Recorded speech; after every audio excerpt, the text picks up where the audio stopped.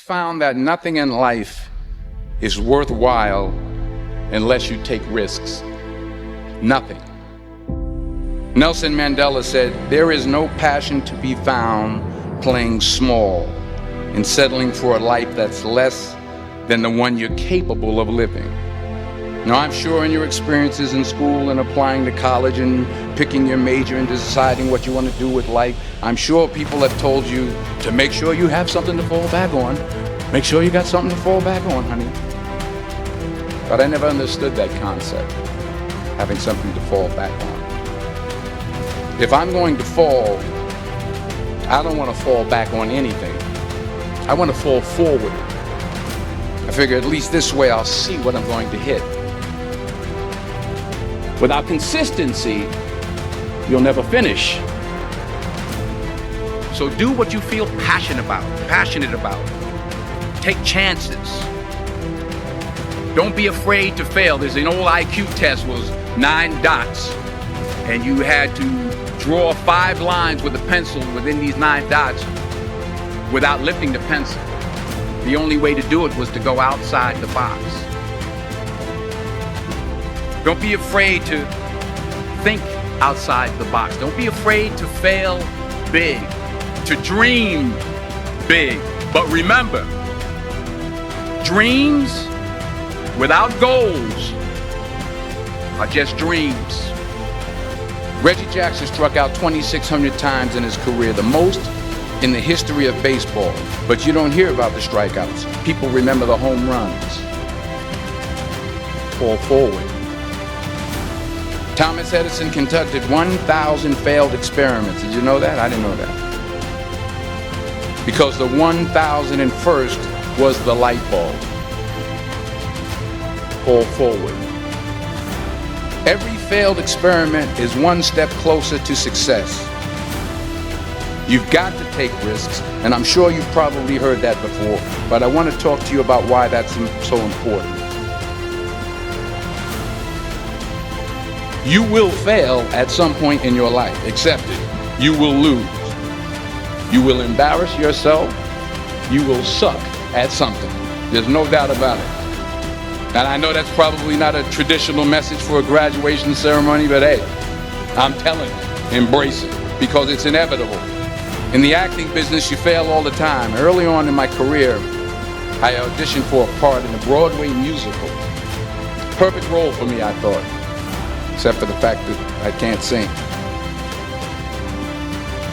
I didn't get the job.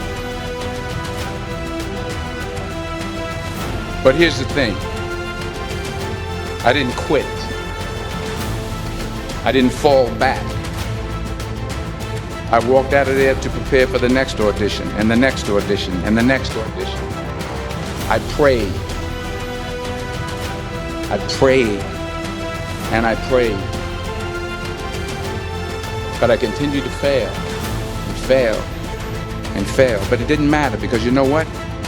There's an old saying, you hang around the barbershop long enough, sooner or later you're going to get a haircut. So you will catch a break, and I did catch a break. Last year, I did a play called Fences on Broadway.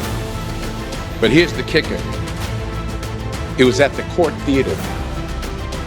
It was at the same theater that I failed that first audition 30 years prior. The point is, every graduate here today has the training and the talent to succeed. But do you have the guts to fail? If you don't fail, you're not even trying.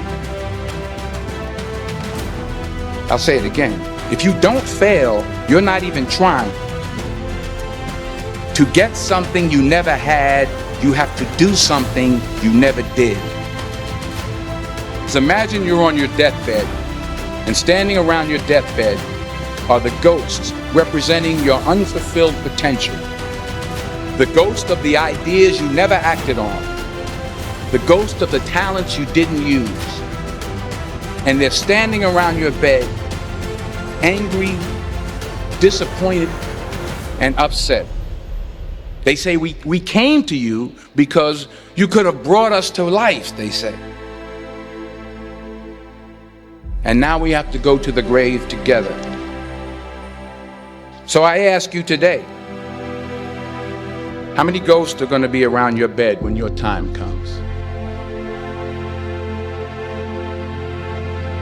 I just got back from South Africa. It's a beautiful country, but there are places there with terrible poverty that need help. And Africa is just the tip of the iceberg. The Middle East needs your help. Japan needs your help. Alabama needs your help. Tennessee needs your help. Louisiana needs your help. Philadelphia needs your help. The world needs a lot, and we need it from you. We really do. We need it from you young people. I mean, I'm not speaking for the rest of us up here, but I know I'm getting a little grayer. We need it from you, the young people, because remember this. But you got to get out there. You got to give it everything you got, whether it's your time, your talent, your prayers, or your treasures. What are you going to do with what you have? I'm not talking about how much you have. Some of you are business majors. Some of you are theologians, nurses, sociologists. Some of you have money. Some of you have patience. Some of you have kindness. Some of you have love. Some of you have the gift of long suffering. Whatever it is, whatever your gift is, what are you going to do with what you have? All right, now here's my last point about failure. Sometimes it's the best way to figure out where you're going. Your life will never be a straight path. I began at Fordham University as a pre-med student. I took a course called cardiac morphogenesis. I couldn't read it, I couldn't say it, I sure couldn't pass it. So then I decided to go into pre-law, then journalism. And with no academic focus, my grades took off in their own direction. I was a 1.8 GPA, and the university very politely suggested that it might be better to take some time off. I was 20 years old. I was at my lowest point. And then one day, and I remember the exact day, March 27th, 1975, I was helping my mother in her beauty shop. My mother owned a beauty shop up in Mount Vernon. And there was this older woman who was considered one of the elders in the town. And I didn't know her personally, but I was looking in the mirror, and every time I looked at the mirror, I could see her behind me, and she was staring at me. She just kept looking at me. Every time I looked at her, she kept giving me these strange looks. So she finally took the dryer off her head and she said something I'll never forget. She said, "Young boy, I have a prophecy, a spiritual prophecy."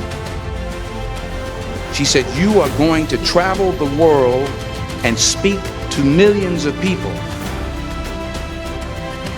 And in the years that followed, just as that woman prophesied, I have traveled the world and I have spoken to millions of people through my movies. Millions who up till this day couldn't see me, who up till this day I couldn't see while I was talking to them, and they couldn't see me, they could only see the movie. They couldn't see the real me. But I see you today, and I'm encouraged by what I see. And I'm strengthened by what I see. Because taking risk is not just about going for a job. It's also about knowing what you know and what you don't know. It's about being open to people and to ideas. The chances you take, the people you meet, the people you love, the faith that you have, that's what's going to define you. Never be discouraged. Never hold back. Give everything you got. And when you fall throughout life, remember this: fall forward.